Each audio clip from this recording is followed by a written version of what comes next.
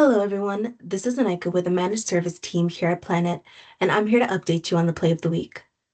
Administrators using Microsoft 365 Admin Center and Teams Admin Center, who manage agents and apps that work across Teams, Outlook, and the Microsoft 365 Copilot, will be able to apply their changes consistently across all of these surfaces.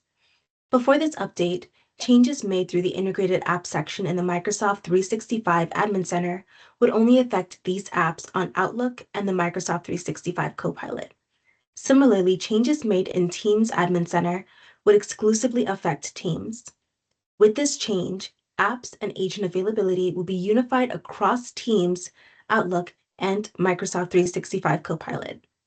You'll be able to check out this feature December of this year for Microsoft Teams, Microsoft Copilot, Microsoft 365, and Outlook Worldwide Standard Multi-Tenant. So ask your IT team for assistance with locating this feature to get started. That's all for the play of the week. Thank you for listening in, and we'll be back with another one next week, so stay tuned and have a fantastic week.